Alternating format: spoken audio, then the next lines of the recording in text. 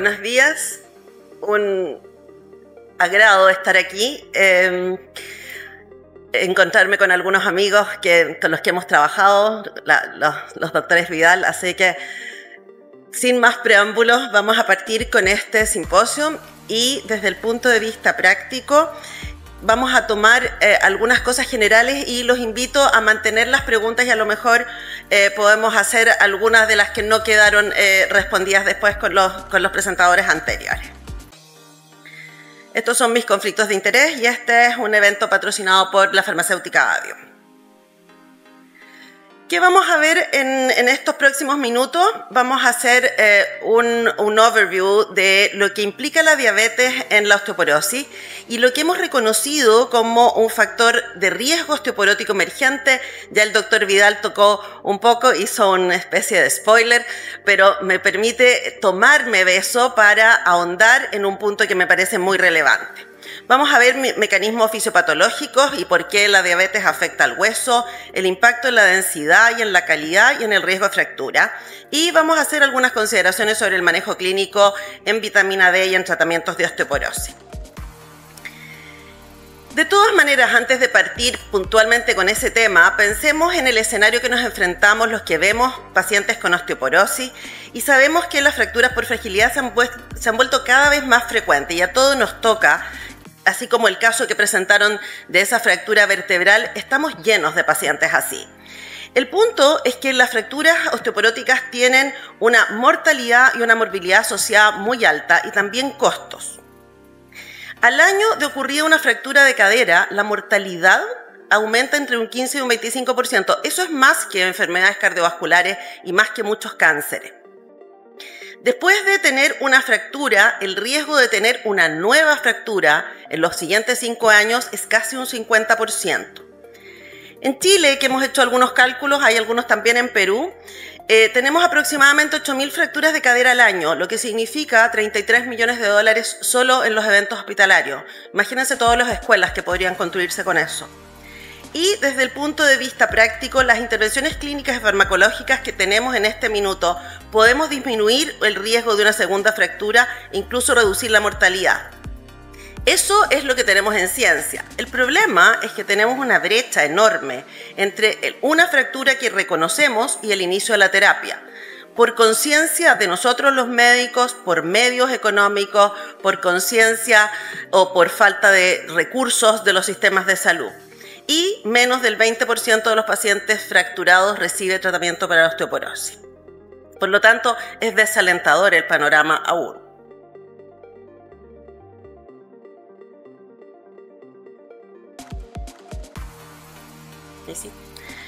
Ahora, tenemos que tener una mirada un poco más ancha de lo que es la osteoporosis en este minuto desde el punto de vista diagnóstico y tiene que ver con cómo reconocemos los pacientes en riesgo.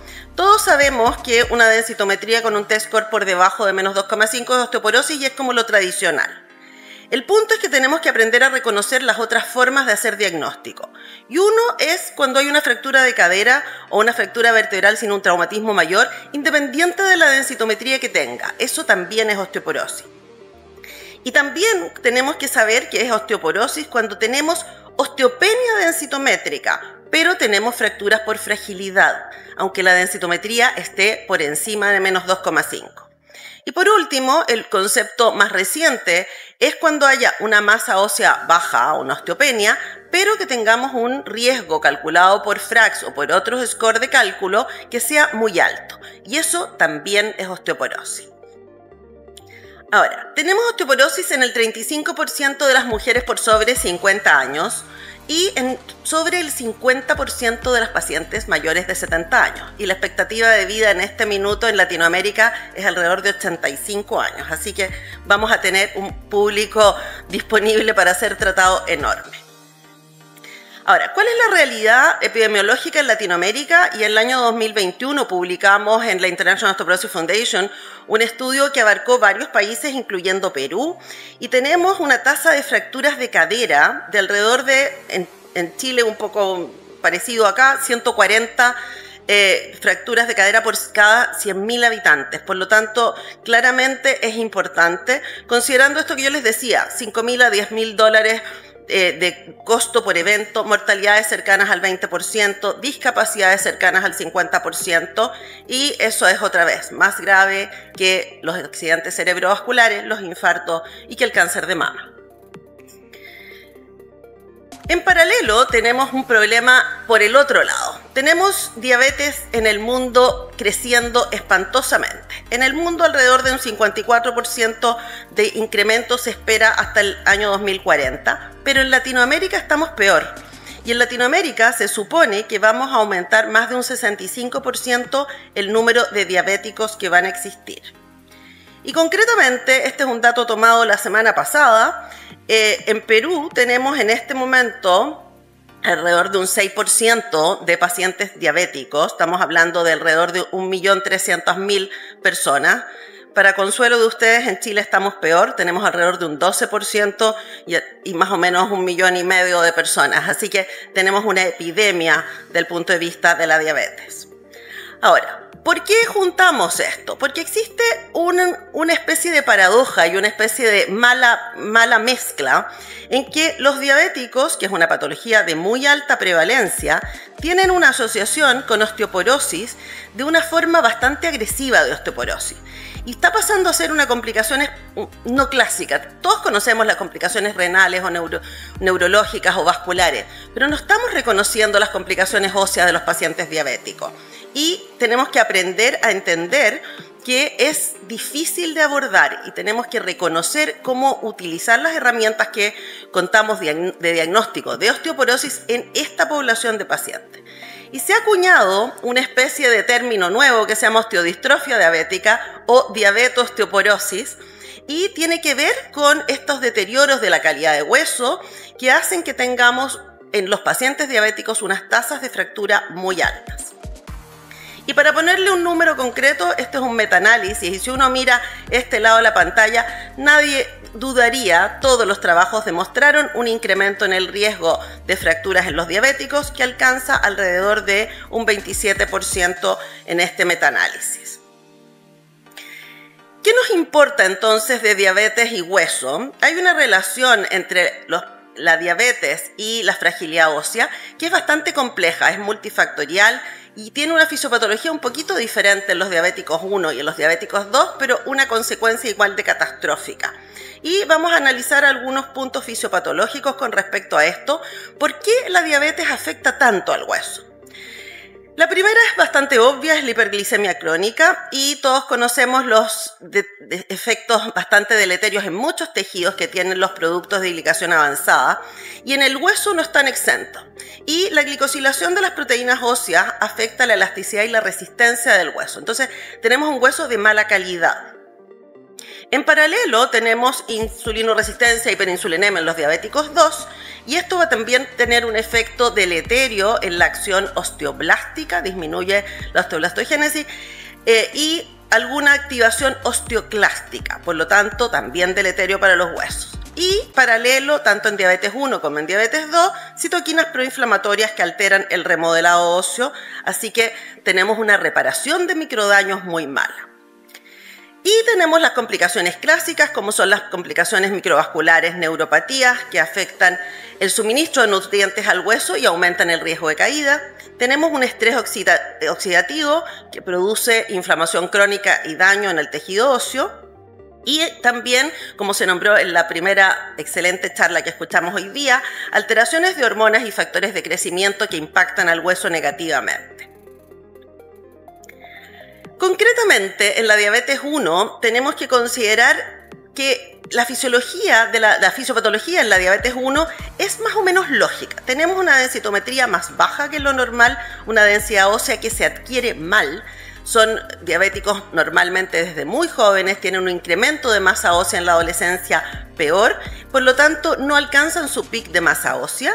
Y esto está dado porque hay un efecto anabólico de la insulina que no tenemos en este caso y tenemos una menor cantidad de IGF-1 en el hueso. En paralelo está el estrés oxidativo y la inflamación, también están las disfunciones renales y alteraciones vasculares y tardíamente, y no tan tardíamente, los diabéticos 1 se caen más y tienen alteraciones visuales y neurológicas que contribuyen a eso. Por lo tanto, vamos a tener un escenario en que vamos a tener condiciones malas porque tenemos las células del punto de vista óseo dañadas con una disminución de formación osteoblástica y un aumento de la activación osteoclástica.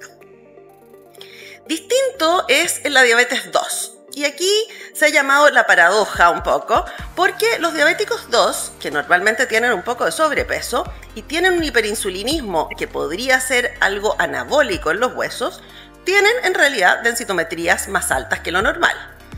El punto es que esta densidad ósea alta no los protege y tienen una incidencia de fracturas mucho mayor, independiente del riesgo de caídas. Está dado solamente como variable única tanto en hombres como en mujeres. Ahora, ¿por qué pasa eso? Tiene que ver con la calidad de los huesos. Y aquí hay un elemento bien importante que importa también en cómo tratamos a estos pacientes, que los diabéticos tienen una porosidad de las corticales que es muy alta. Y además tienen un hueso trabecular heterogéneo que tiene un volumen conservado, pero tiene una estructura trabecular dañada. Y eso hace que la tridimensionalidad en la carga de las fuerzas esté en un escenario malo. Y es como tener un andamio mal construido. Y eso le pasa a los diabéticos 2. Ahora, no se sabe muy bien cómo terminamos en ese escenario tan desfavorable. Podría haber un rol en el daño microvascular, puede haber un rol en la disminución de la vitamina D, que es bastante epidémica en estos pacientes porque son obesos. Y también hay un incremento en el riesgo de caída que contribuye al daño. Ahora, el punto práctico es que tenemos este escenario y este es un riesgo que nos lleva a un incremento de las fracturas muy alto. Y en los diabéticos 1 tenemos entre 3 y 7, depende de las estadísticas que uno mire, pero por ejemplo, más o menos 5 veces más fracturas que en la población general. Y el punto es que se fracturan antes y el promedio de las fracturas de cadera en los diabéticos 1 es entre 10 y 15 años antes. Por lo tanto, hay gente que todavía está muy joven. Y como tienen una discapacidad muy importante, esto es catastrófico en la vida de un diabético. En los diabéticos 2, el riesgo es alrededor del doble de la población, a pesar de esta densidad normal o normal incluso alta. Pero si bien el riesgo no parece ser tanto, la población diabética es enorme y está creciendo. Por lo tanto, vamos a tener también una especie de epidemia de pacientes y una avalancha a nuestros servicios de salud por eso. Ahora, ¿qué se fracturan los diabéticos? Se fracturan lo mismo que el resto, pero se fracturan más las caderas, que es la peor de las fracturas osteoporóticas. Pero también hay fracturas vertebrales y no vertebrales. Ahora, ¿qué contribuye un poco a esto? Esto que hablamos de la calidad de los huesos, pero contribuye que los pacientes diabéticos tienen hipoglicemias con pérdidas de conocimiento y caídas, tienen neuropatía diabética que hace que se caigan también más, tienen nefropatía y retinopatía y además tienen una polifarmacia que a veces contribuye más aún al riesgo de caída y a la calidad de los huesos. Entonces, tenemos un escenario con diabéticos 1 y diabéticos 2 que tienen muchas más fracturas en ambos sexos que la población diabética. Y aquí los hombres, que siempre los subestimamos en sus riesgos de fractura y en sus riesgos osteoporóticos, los hombres se acercan mucho a los riesgos de las mujeres, así que es a considerar. La fractura de cadera, como ya hemos hablado, se asocia a esta mortalidad y morbilidad muy importante, mucho más en los hombres. Y los hombres tienen que ver con que la mortalidad asociada a las fracturas de cadera está relacionada con enfermedad cardiovascular y los hombres suelen tener más. Pero además, cada vez que se fracturan, los diabéticos tienen recuperaciones más prolongadas, retardos de consolidación y riesgos de infección. Ahora, ¿cómo hacemos un resumen entonces de la fisiopatología de lo que ya hemos visto? Los diabéticos 1, entonces, nos enfrentamos a un escenario con densidad baja, dado porque tuvieron un pic de masa ósea más bajo. Y eso les da un riesgo muy alto de fracturas tempranas. Por otra parte, tenemos los diabéticos 2, con densidades más bien altas, con masas óseas más bien altas, con mineralizaciones razonablemente adecuadas, pero con una microestructura mala, que la comparten también con los diabéticos 1. Esta alteración de la microarquitectura manda un poco la fragilidad y también manda en lo que nosotros vamos a tener que hacer, tanto para evaluarlos como para tratarlos. Se sabe que aumenta la esclerostina, se sabe que disminuye la IGF-1 a nivel óseo tisular. Hay una inhibición osteoblástica por esto, o sea, no va a haber reparación ósea. Y también hay alteraciones del colágeno por estos productos de glicosilación avanzada. Y en un escenario proinflamatorio y de daño microvascular. Tenemos además, como ya comentamos, un incremento de las caídas. Y como si fuera poco, todos recordarán algunos elementos que fueron en algún momento gran tema, que tiene que ver qué pasa con los tratamientos de la diabetes en estos pacientes y cómo impactan el riesgo óseo. Y todos recordarán un poco lo que sufrimos con las glitazonas y los riesgos de fractura. Afortunadamente ya están bastante en desuso, pero las glitazonas aumentan efectivamente el riesgo de osteoporosis y de fractura en los pacientes diabéticos, además de todo lo que ya hablamos. En algún minuto también se ha estudiado el efecto de la insulina y los pacientes insulinizados, tanto diabéticos como diabéticos 2, tienen un mayor riesgo de fractura. El punto es si es por la insulina o si es por lo que llevó a usar insulina. Y en los diabéticos 2 parece ser en que son diabéticos más dañados y por eso llegamos a tener que usar insulina en su tratamiento. Y también en algún minuto se habló de los análogos de GLT2, que podrían incrementar un poco el riesgo, pero la evidencia actual ha disminuido esa aprehensión, así que no parece ser tan importante. Y los tratamientos actuales, entonces, los que estamos usando habitualmente, parecen ser poco riesgosos y parece ser más importante optimizar el riesgo metabólico de estos pacientes, por lo tanto, tratar muy bien su diabetes, más que tener mucho susto a los medicamentos, excepto las glitazonas. Siguiendo, ¿cómo nos enfrentamos entonces a la evaluación en términos de su riesgo óseo en los pacientes diabéticos? Y aquí ya hemos hablado durante esta mañana de estos temas y del punto de vista práctico me voy a centrar en algunos puntos de refuerzo que tiene que ver con cómo nos sirve la densitometría. Es el gold standard en el diagnóstico de osteoporosis y siempre va a ser el gold standard para evaluar el riesgo. Es un muy buen parámetro y bastante lineal en los diabéticos 1, pero como ya vimos tiene una utilidad restringida en los diabéticos 2, porque nos enfrentamos a pacientes con densitometrías más o menos normales, pero que sabemos que al día siguiente se podrían fracturar. Y sabemos entonces que el riesgo en un diabético no es su T-score, probablemente es como si tuviera un T-score mucho más bajo que el que estamos midiendo. Entonces, en ese contexto aparece la utilidad del TBS que nombró el doctor Vidal recién, y lo que hace el TBS es valorar exactamente lo que tienen malo los diabéticos, es microarquitectura. Y sumar la microarquitectura en la valoración del riesgo de fractura es absolutamente mandatorio, no solo en esto, en artritis reumatoide, en glucocorticoides, en todas las patologías inflamatorias, pero en este caso es bastante concreto. Y este es un ejemplo, por ejemplo, de un paciente que tiene una densidad alta. Si ustedes miran, ha tenido una evolución como si fuera sano. Y pareciera ser sano, excepto porque si le hacemos un TBS a este paciente, lo tenemos acá abajo, con un TBS extraordinariamente bajo. ¿Qué significa eso? Densidad normal, pero estructura trabecular muy, muy degradada.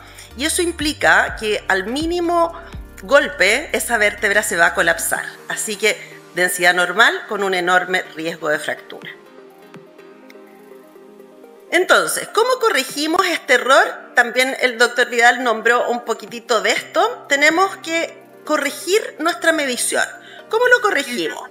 Si tenemos el riesgo de fractura en T-score para las mujeres, le sumamos 0,6. Después les voy a mostrar por qué es el cálculo. Y en los hombres le sumamos alrededor de 0,4. Entonces, empeoramos, entre comillas, el T-score para tener un acercamiento un poco más realista del punto de vista práctico. Y lo que hacemos también a veces es sumarle edad. Decimos, bueno, tengo este paciente, si lo voy a poner 10 años más y con eso voy a calcular sus riesgos. Y les voy a mostrar un ejemplo usando el score de Frax. El score de Frax a mí me encanta porque es la forma que tenemos de aproximarnos del punto de vista clínico, del punto de vista antes de tener una densitometría. Y ya lo mostró también antes. El Frax de Perú estuvo hecho posterior a un grupo que hicimos hace alrededor de 15 años atrás en Latinoamérica, pero está hecho con la estadística local y eso es muy importante. No somos iguales en todos los países y no nos podemos comparar con el Frax original que es inglés ni con el Frax norteamericano, y dentro de los países latinoamericanos también tenemos realidades distintas, así que es muy importante que esté hecho con la estadística del país como está hecho para Perú. Entonces, cuando tenemos un paciente diabético, en el Frax convencional lo tendríamos que poner como una osteoporosis secundaria. Y una osteoporosis secundaria nos va a dar un valor de riesgo no muy alto probablemente. Entonces la práctica ha hecho que prefiramos, cuando hay un diabético, inventar que tiene una artritis reumatoidea y manejarlo como si tuviera una artritis reumatoidea. O incrementarle 10 años, que también es un riesgo. O restarle 0,6 a las mujeres. O, mejor todavía, acercarnos a la verdad y ponerle un TBS. Ahora, el TBS se puede usar en el Frax convencional, pero funciona incluso mejor también en el Frax Plus. Esta es de pago, pero existe la posibilidad de tener un tiempo gratis, así que yo los invito a explorarlo porque es bien interesante. Y se ve así: usamos el Frax para un paciente diabético y tenemos un valor normal, como tendríamos con el Frax convencional, pero tenemos la posibilidad en estos casos, buscando causas secundarias, profundizar un poco en cómo ajustarlo. Y si lo tratamos de ajustar, se nos abre una pantalla que nos permite ajustar muchos factores, pero concretamente nos permite ajustar el tiempo de diabetes, que eso le da el riesgo al daño.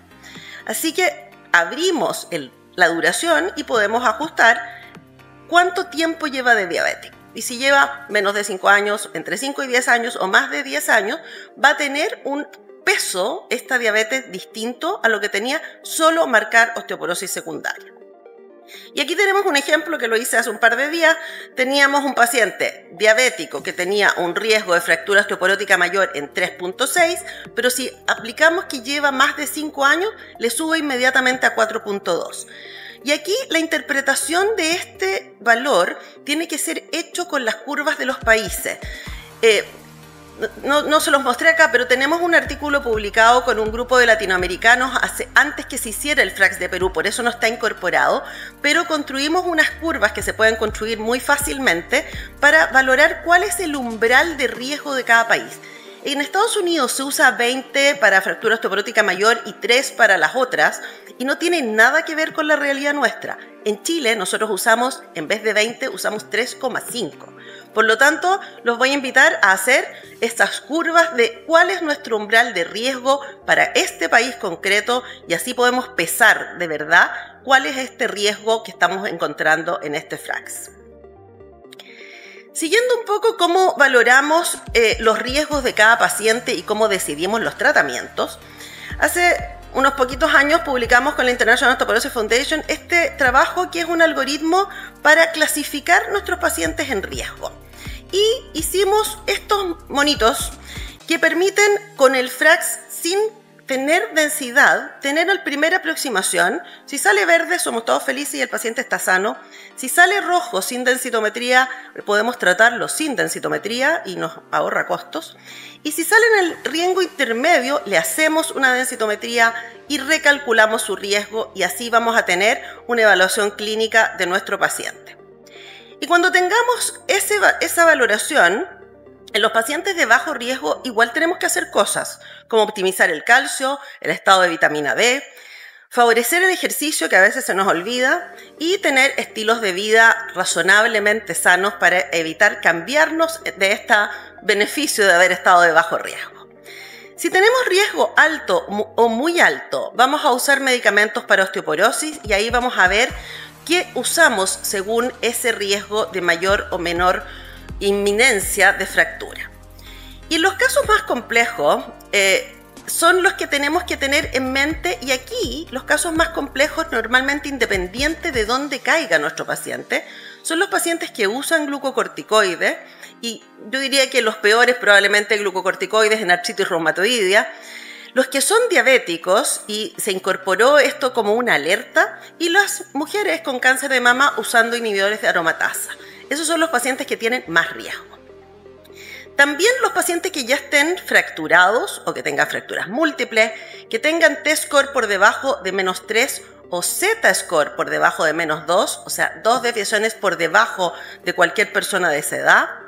Los pacientes que tuvieron fracturas recientes, yo les mostré el riesgo de una segunda fractura osteoporótica, los pacientes que estén con fracasos del tratamiento que iniciamos y los que tengan caídas frecuentes.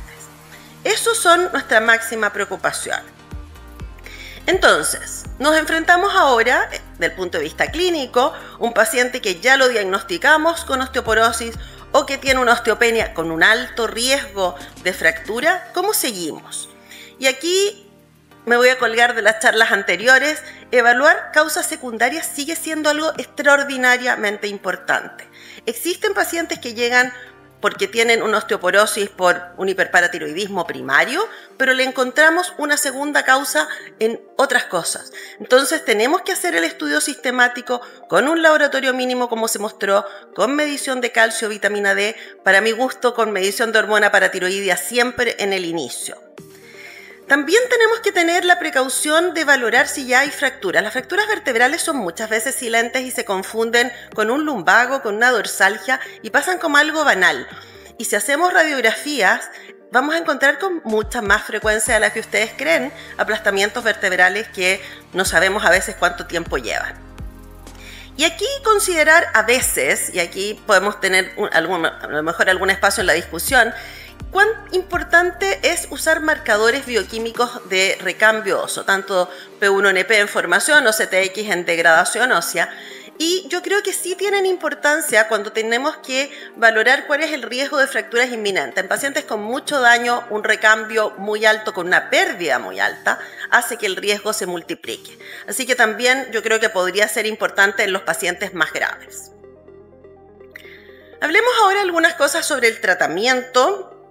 Y voy a partir de nuevo con lo que acabo de decir. El tratamiento parte por los buenos hábitos y el estilo de vida, suspendiendo el tabaco y el alcohol, que son muy tóxicos en los huesos, optimizando el calcio, ya sea por dieta, por suplementos farmacéuticos, optimizar vitamina D y hacer ejercicios ojalá de fuerza. Normalmente le pedíamos a los pacientes que caminaran, pero caminar no basta, hay que mezclar caminatas con ejercicios con pesas, con elásticos o contra su propio peso. No tenemos que iniciar tratamiento farmacológico en todos los pacientes, solo los pacientes que tengan más riesgo o que no tengan una causa corregible. Por ejemplo, si yo tengo un paciente con un hiperparatiroidismo primario, con una osteoporosis y es joven, podría darle la chance de no recibir medicamentos porque va a poder recuperar. Pero si es viejo, probablemente no y lo voy a tratar. Así que esa valoración es también muy importante. Pero los pacientes diabéticos concretamente son una causa secundaria no corregible. Así que los pacientes diabéticos deben recibir tratamiento farmacológico siempre. ¿Y de qué va a depender que elijamos? Si tiene fracturas o no, si está con una pérdida activa en las últimas 2 densitometrías o en marcadores de recambio y si podemos corregir algo más. Concretamente entonces los diabéticos, ¿qué es lo que vamos a hacer? Vamos a hacer una evaluación del riesgo de fractura en todos los pacientes diabéticos, no solo los que tengan densidad baja, sino que vamos a preocuparnos, así como le medimos una creatinina a los pacientes o los mandamos al oftalmólogo, probablemente a hacerse un estudio. Vamos a considerar el uso del FRAX con estas correcciones para tratar de hacerlo más realista. Cuando podamos, vamos a hacer una TBS cuando esté disponible. Vamos a tratar de hacer un control glicémico óptimo y aquí es importante esa parte primero. Vamos a tratar de tener una nutrición y una actividad física, todo lo que podamos hacer en prevención de caídas y el control metabólico con los fármacos antidiabéticos correctos y terapia de osteoporosis. Y dentro de las terapias de osteoporosis, y bastante más ancho que eso, lo primero es vitamina D. Y la doctora Vidal ya habló bastante de esto y voy a retomar solo un par de puntos, pero tenemos que entender que los diabéticos son una población especialmente riesgosa para ser deficitarios y tienen que ver con que se exponen poco al sol. Normalmente los diabéticos suelen ser más sedentarios. Tienen una dilución volumétrica porque los diabéticos 2 son más obesos. y por lo mismo tienen un secuestro de vitamina D en el tejido adiposo muy importante, y eso es importante en consideración cuando uno tiene que hacer cargas de vitamina D porque se demoran mucho más y necesitan dosis más altas. Por lo mismo suelen tener un hiperparatiroidismo secundario que además puede estar dado por la falla renal, y van a tener algunas cosas relativas a los receptores de vitamina D y a la hidroxilación 25 a nivel hepático, que también van a atornillar al revés en la eficiencia de la vitamina D. No me voy a detener en esto porque la acción de la vitamina D, o como a los endocrinólogos nos gusta decirle hormona D, está mal clasificada como vitamina, tienen que ver no solo con los metabolismos del calcio y fósforo, sino que tienen que ver con cosas autoinmunes, con agentes anticáncer, con elementos de la reproducción y el embarazo, y sobre el sistema metabólico y cardiovascular. Y lo que ya nombró la doctora Vidal, yo voy a insistir, la sarcopenia y la fragilidad son una epidemia, y hay una charla más tarde también sobre eso, viene el programa, y tenemos que tener conciencia que la prevención de caídas con vitamina D está probada, por lo tanto es un elemento que tenemos que tener en primera línea siempre en los pacientes. Ahora, ¿por qué tenemos esta epidemia de déficit de vitamina D? Porque todos los mayores de 50 años tenemos una piel menos eficiente. En los pacientes institucionalizados, obviamente es mucho mayor. En los pacientes que tienen susto de asolearse por el cáncer de piel, no todos los bloqueadores solares bloquean la síntesis por si acaso, pero sí influye. Tenemos trastornos de absorción intestinal, los pacientes con enfermedad celíaca. Nosotros tenemos una población celíaca muy importante, en Chile por lo menos, y en Argentina es muy alta. Los pacientes con algunas cirugías bariátricas, que son cada vez más. Pacientes con enfermedades renales y hepáticas, las embarazadas y los recién nacidos, y medicamentos que afecten la hidroxilación como corticoides y anticonvulsivantes, y en todos los pacientes obesos. Y esta es la estadística que ya mostraron, esto lo publicamos en el audit que hicimos en Latinoamérica, y en Perú existe más de un 50% de la población deficitaria de vitamina D. No vamos a entrar en la discusión si debiera ser 20 o 30, todas las sociedades científicas se han peleado por este rango, pero nos importa entender que siempre tenemos que tener más de 20. Para mi gusto, para los pacientes con patologías extra debiera ser más de 30, y en ese sentido hemos trabajado en varias sociedades. Esto lo publicamos el 2024 en la International Osteoporosis Foundation, tratando de optimizar a nivel mundial y de hacer más relevante el problema de la vitamina D. Y también en una guía latinoamericana que se publicó en la Federación Latinoamericana de Endocrinología, y también publicamos esto, y les voy a mostrar un par de conclusiones de esta segunda publicación que tiene que ver con los screening y las indicaciones. El screening de vitamina D ha sido sumamente controvertido por los costos que implican a los sistemas de salud. Por lo tanto, tenemos que elegir a quién le medimos, pero también tenemos que entender a quién le damos. Por lo tanto, se ha desaconsejado hacerle exámenes a todos los pacientes. Y yo estoy de acuerdo con eso porque hay pacientes que probablemente no necesitan. Pero sabemos también que la insuficiencia es muy, muy importante. Entonces, no le pidamos exámenes a toda la gente, pero no nos quedemos sin darle a los pacientes que necesitan, y los diabéticos, todos los pacientes adultos mayores sí requieren suplementación.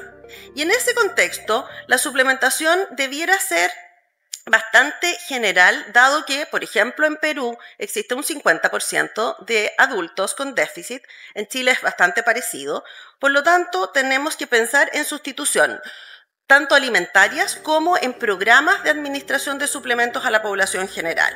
En todas las mujeres y hombres de mayores de 50 años debiéramos tener suplemento, ya sea fortificación de alimentos o en medicamentos.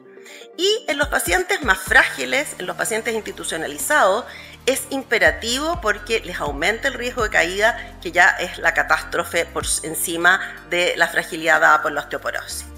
Por lo tanto, la recomendación es suplementación de vitamina D como complemento siempre en la osteoporosis, pero probablemente en la mayoría de los adultos mayores también. Y esto es lo que publicamos en este trabajo de la FELAEN. Las recomendaciones tienen que estar dadas con la disponibilidad de medicamentos que tengamos en cada país, y no somos iguales en Latinoamérica, no me voy a detener en mostrárselo, pero hicimos un levantamiento con la IOF también, pero en casi todos los países tenemos colicalciferol en dosis de 5.000, que nos permite usar dosis altas, ya sea semanales de mantención o del punto de vista diario de carga o de suplementación cuando estamos partiendo de un nivel muy bajo, y podemos usar lo que tengamos disponible. Entonces, existen dosis de carga, 5.000 diarias, 50.000 semanales en carga, 100.000 semanales o quincenales en carga, y también existe otro preparado con calcifediol. Y de mantención se recomienda usar dosis diarias, pero como la adherencia a veces es mala, también podemos usar dosis más altas en forma mensual. No en todos los países también pero se puede usar 10.000 semanal o en dosis mensuales. Así que todas esas son nuestras disponibilidades. Pero nosotros publicamos eso y como al mes siguiente, no sé si les pasó, pero hubo una avalancha de publicaciones de la Endocrine Society que publicó 4 artículos en la misma semana tratando de mostrar y cambiar su guía anterior. La guía anterior era del 2011 y estaba orientada a pacientes en riesgo de deficiencia, estaba orientada a pacientes, no a población general. Y la Endocrine Society publicó el 2024 una guía que ahora está orientada a individuos sanos. Y eso hizo que se generara un montón de confusiones, porque el punto es que esta segunda guía estaba orientada a disminuir el screening en población general y a disminuir la administración farmacológica de vitamina D. Pero generó mucho escándalo y mucha controversia. Pero entendamos que la guía anterior, lo que hablamos de la FELAEN, la guía anterior de la Endocrine Society era para pacientes con riesgo y esta está hecha para población general. Entonces la Endocrine Society sugirió no hacer screening a nadie y sacó a todas las poblaciones que normalmente le hacíamos screening, como a las embarazadas, como a la gente de piel oscura, como a los obesos, pero sacó a algunos que yo estoy de acuerdo, a los adultos sanos. El punto es que, ¿a quién le medimos entonces? Recordemos entonces, esta es una recomendación para gente sana. Pero la Endocrine Society también hizo una recomendación de suplementación empírica, ya sea con alimentos o con suplementos, en los niños, en los adultos mayores de 75 años, en las embarazadas y en los adultos con prediabetes. En los embarazadas está bastante claro porque disminuye la mortalidad intrauterina y es importante, los mecanismos no están todos tan claros, pero es bien marcada la importancia, así que eso es un aviso. Y en los adultos con prediabetes fue muy interesante porque disminuye la progresión a la diabetes y ahí se sugiere mantener niveles entre 30 y 40 probablemente. Así que eso fue una cosa interesante. El punto, y yo probablemente lo único que no estoy de acuerdo con eso, es en que se sacaron los pacientes obesos y los pacientes de piel oscura, y si la Endocrine Society no lo quiere medir en los sanos, a lo mejor podemos sustituirlos en los sanos. Así que, volviendo a nuestra disponibilidad, reconozcan la disponibilidad de lo que ustedes tienen en su arsenal terapéutico y elijan un esquema para suplementar tanto como carga, y es importante ahí acelerar el inicio con dosis más altas de 50.000 o de 100.000 y de dosis de mantención con dosis de 800 o 1.000 en mantención diaria o 10.000 semanal o 50.000 mensual o 100.000 cada 2 meses. Así que aprendan un poco de su propio arsenal para poder tener formas eficientes. Para ir cerrando, no me voy a detener en todo, pero tenemos entonces, volvemos a nuestros pacientes diabéticos, que ya arreglamos su vitamina D, pero tenemos que enfrentarnos a cómo les tratamos la osteoporosis. Y tenemos un arsenal terapéutico ancho, que no está todo disponible en Latinoamérica, pero tenemos los antirresortivos conocidos, los proformadores como teriparatide, y en Latinoamérica está empezando a haber romosozumab, no en Chile todavía, y en Perú tampoco, hasta donde yo sé, pero con ese arsenal contamos.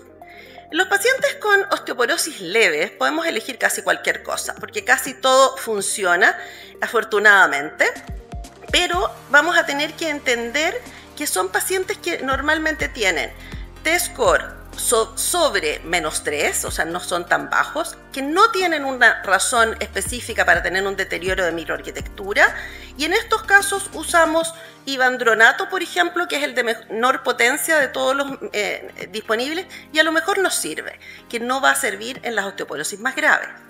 En las osteoporosis más graves vamos a tener que recurrir a medicamentos como el denosumab, como alendronato o zoledronato o ivandronato endovenoso y teriparatide si existen fracturas vertebrales. Y aquí hay que negociar un poco por los pacientes, porque lo que más importa en estos pacientes es mejorar la adherencia. Y la adherencia hace que uno tenga que hacer un acuerdo, porque son tratamientos muy largos. En los pacientes con riesgos inminentes de fractura, que son los más graves, que son los que acaban de tener una fractura, los que tienen densitometrías muy malas, debiéramos usar proformadores, debiéramos usar teriparatide o romosozumab. El problema es que por costos o por disponibilidad, el uso de anabólicos en nuestros países de la región latinoamericana no siempre está disponible, no siempre tienen cobertura de las aseguradoras, y en este caso probablemente como antirresortivo es el denosumab el que está más aconsejado. Para ir terminando, entonces, ¿cómo nos enfrentamos al abordaje de los pacientes diabéticos? Tenemos que primero pensar en que nuestra primera obligación es mejorarles la diabetes, y eso hace que a lo mejor no lleguen a tener osteoporosis. Pero en la segunda mitad sí tenemos que pensar que la osteoporosis pasa a ser tan importante a veces como los riesgos cardiovasculares o los riesgos renales.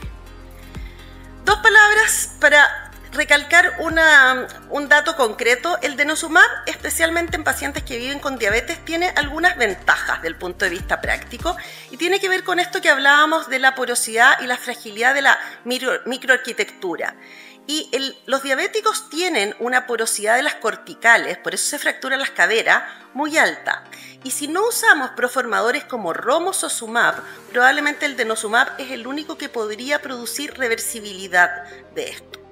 Y lo mismo ocurre con el TBS. Aquí en los diabéticos uno puede tener algo de mejoría de la estructura trabecular medida en TBS cuando usamos estas aproximaciones. Voy a hacer un último, este es como un aviso, pero yo tengo una especial sensibilidad para no entender por qué cuando se nos fractura un paciente no lo tratamos bien. Y nos pasa en todas partes del mundo y por eso se inventaron los programas de seguimiento de fracturas. Y lo que nos pasa es que solo el 20% de los pacientes con fracturas osteoporóticas tienen tratamientos médicos correctos a largo plazo. Casi un 20% de los pacientes que se fracturan una cadera, catástrofe, ya tenían una fractura vertebral y no los habíamos tratado. Entonces necesitamos concientizarnos nosotros los médicos y también los pacientes para que se fidelicen con sus tratamientos, que es bastante importante. Y como mensaje entonces, la osteoporosis es una complicación subestimada en los pacientes con diabetes. Tenemos que integrarlo en la evaluación de los pacientes, tenemos que hacer estudio óseo en los pacientes diabéticos que controlemos. El diagnóstico requiere más que una densitometría por la alteración de la microarquitectura, así que ojalá un TBS. Las intervenciones tempranas pueden cambiar la historia y el mejor manejo de los diabéticos 1 probablemente va a cambiar la historia y las bombas de insulina yo creo que van a hacer una diferencia. La evaluación de los pacientes con osteoporosis nos permite decidir los tratamientos proporcionados y deben ser intensos los tratamientos, y el denosumab ha probado tener un efecto positivo en el hueso trabecular, por lo tanto es una herramienta práctica cuando no podamos usar osteoformadores. Muchas gracias.